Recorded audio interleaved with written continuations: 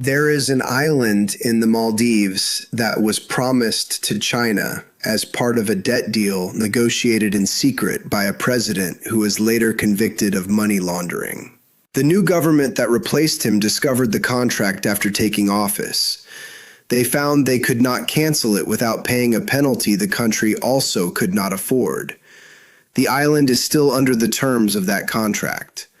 The Indian Ocean carries approximately 80% of the world's seaborne oil trade. Every barrel of oil from the Persian Gulf heading to China, Japan, South Korea, and much of Southeast Asia crosses the Indian Ocean. Most of India's imports arrive through the Indian Ocean. The United States maintains its most important Indian Ocean base at Diego Garcia, a British territory leased to the American military. Diego Garcia is less than 500 kilometers from the Maldives. The Maldives are not just a vacation destination. They are a set of positions on the most strategically important ocean in the world. The Maldives has a population of approximately 500,000 people.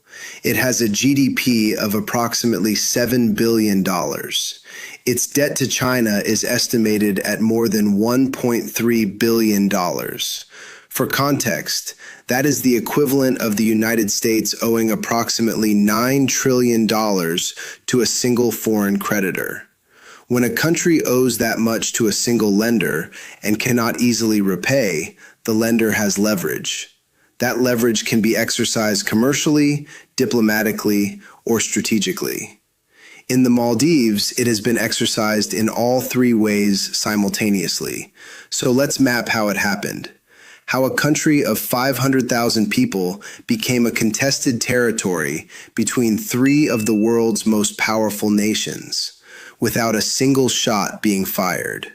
The Indian Ocean is bordered by four of the world's most important strategic regions: the Persian Gulf, which produces approximately 30% of the world's oil; the Horn of Africa, where the Suez Canal route begins and where piracy has periodically threatened global shipping; South Asia, home to India, Pakistan, and Bangladesh, with a combined population of nearly 2 billion people; Southeast Asia, the manufacturing hub of the global economy.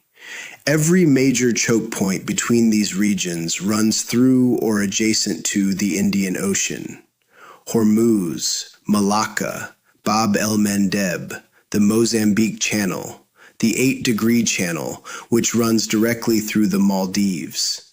The 8-degree Channel is one of the primary shipping lanes for vessels moving between the Persian Gulf and Southeast Asia.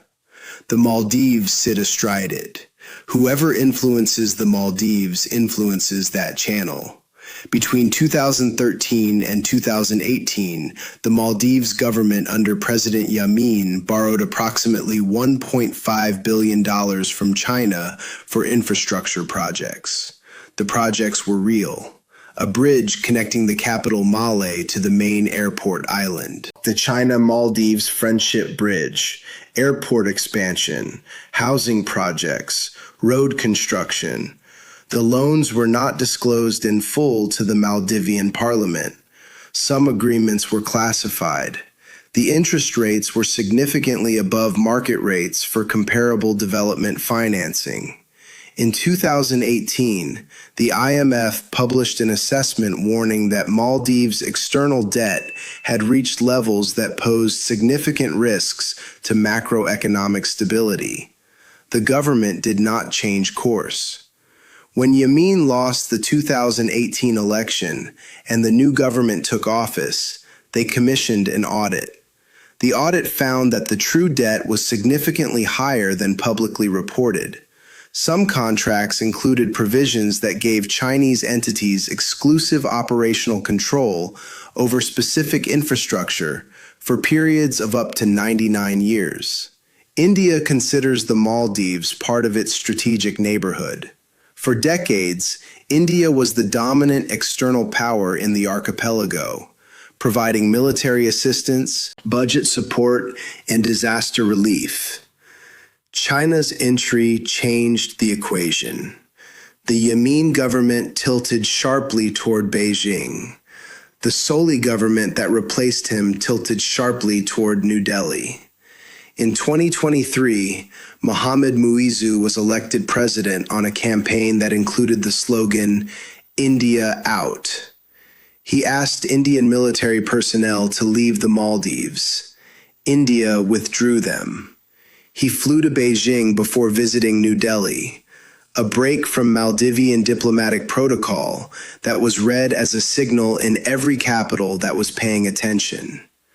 The United States watches this from Diego Garcia. Chinese access to Maldivian ports or airspace would extend Chinese monitoring capability over American naval movements in the central Indian Ocean. This is not a hypothetical. This is the assessment of the US Indo-Pacific Command. In 2019, former President Yamin was convicted of money laundering by a Maldivian court. The conviction was related to funds that had been transferred through accounts connected to Chinese infrastructure deals. The case illustrated how debt trap diplomacy functions in practice. China does not need to bribe an entire government. It needs one decision maker who is willing to sign contracts that serve Chinese strategic interests in exchange for personal benefit. The contracts are real. The infrastructure is real. The debt is real. The strategic concessions are real. The IMF had warned about the debt trajectory in 2018. The Maldivian parliament had not been shown the full contracts. The public did not know the terms of the island agreements. When the audit came, the new government found it owed money it didn't know it owed under terms it hadn't approved for concessions it hadn't negotiated. The debt trap had closed. The IMF warned in 2018. The parliament didn't see the contracts. The island is still under the terms of that deal. The Maldives has oscillated between Chinese and Indian influence with each change of government. Guillaume, long-term authoritarian ruler, careful balance between powers. Nasheed, pro-India, pro-West, removed in a coup. Yamin, heavily pro-China, convicted of money laundering. Soli, pro-India, lost to Muizzu in 2023. Muizzu, pro-China, asked Indian troops to leave, flew to Beijing first. Each government inherits the debts and contracts of the previous one. Each government faces the same structural problem. The country is too small and too strategically located to be left alone. The debt from the Yamin era does not disappear when Yamin goes. The strategic importance of the location does not change when the president changes. The trap is not the debt. The trap is the geography. I want to be precise about what the Maldives teaches us. The Maldives did not choose to be strategically important. They happen to be located at the intersection of several of the world's most critical shipping routes. That location is not something a country of 500,000 people can leverage on its own. It is something that larger powers leverage for their own purposes through that country. The debt trap works because small countries need investment. The investment comes with strings. The strings attach to geography. The geography is the real target.